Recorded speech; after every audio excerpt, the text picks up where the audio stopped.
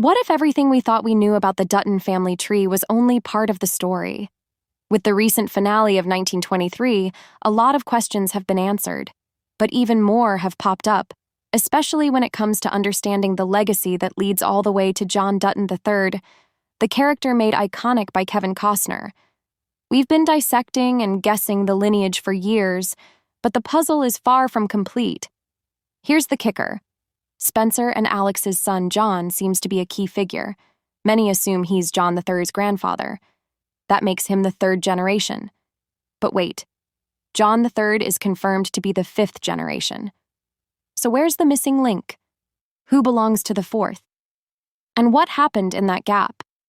Let's piece it all together from the very beginning.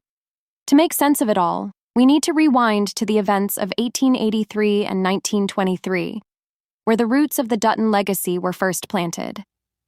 James and Margaret Dutton are the core of this story. James, a tough farmer from Tennessee, dreams of starting fresh in the Wild West and sets out on this journey with his wife Margaret, their children, and extended family. Margaret, strong-willed and fiercely protective, is the soul of the family. I'll admit it. I've got a soft spot for her. She's everything you'd want in a frontier matriarch. Their journey leads them to Montana, but not without loss. Their daughter Elsa dies on the way, and later, James is killed during a hunt. Alone and desperate, Margaret writes to James's older brother Jacob for help running the ranch. Tragically, she succumbs to hypothermia before Jacob arrives. Jacob and his wife Kara step in, taking on the role of surrogate parents to the boys, John Sr. and Spencer. They breathe new life into the ranch. Jacob becomes a commissioner, and Kara handles everything while he recovers from a near-fatal attack. The love and sacrifice between them is undeniable. Jacob and Kara have no biological children, but they raise their nephews like their own. There's also Claire, the siblings' widow sister, who tragically takes her life after losing her daughter on the trail west. It's a haunting moment, unforgettable and heart-wrenching.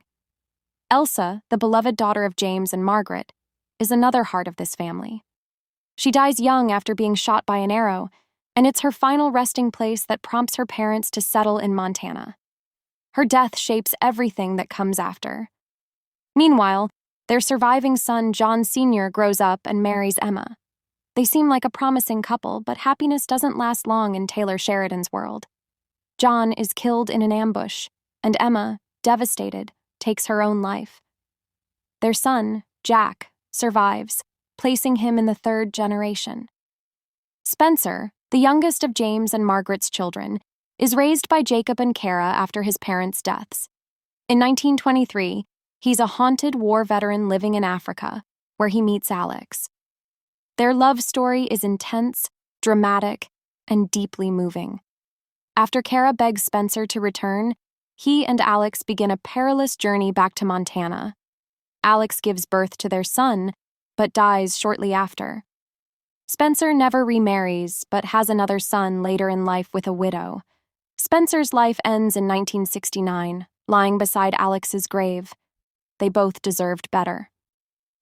Jack Dutton, son of John Sr. and Emma, marries Elizabeth in 1923. After a miscarriage, Elizabeth gets pregnant again, but Jack dies before the child is born. She returns to Boston, and the fate of her child remains unclear in the show. This child could very well be the missing fourth generation, John III's grandfather. It's a theory that fits. Now about Spencer's children, his son with Alex, named John, barely gets a chance to be with his mother. And while Spencer's second son is mentioned, we don't know his name or anything else about him. Yet. If Spencer and Alex's son survives, he could have a child of his own in the 1940s, possibly becoming the fourth generation. But many believe it's Elizabeth's child who bred. Fast forward to Yellowstone. John Dutton III, portrayed by Kevin Costner, is a man who would go to any lengths to protect his family's land. He's complex, ruthless, and deeply shaped by the pain of his lineage. His wife Evelyn was his anchor, but she died in a tragic horseback accident, leaving John to raise their children alone. Later in Yellowstone, John III is murdered, a brutal twist orchestrated by Jamie Dutton and Sarah Atwood. John III had a younger brother, Peter, who tragically died as a newborn due to heart issues. He may not have had a story, but he's still part of the legacy. Then we come to John III's children: Beth, Rip, by marriage; Case, Lee, and adopted Jamie. Beth is fierce, loyal to her father to a fault, and married to Rip, the ultimate enforcer.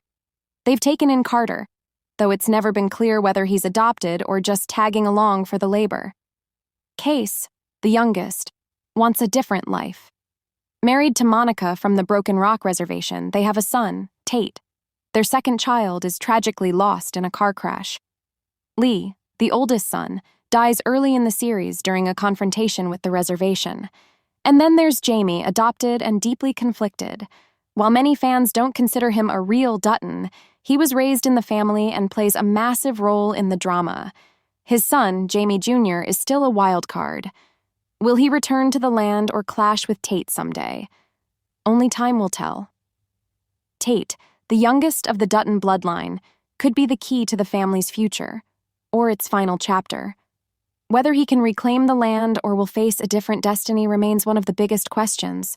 So after all that, who do you think is truly John Dutton III's father? Is it Spencer's son John, or the child of Elizabeth and Jack? The story isn't over yet, and we might just find out in the next spin-off or in the mysterious 1944 chapter that's rumored to be coming.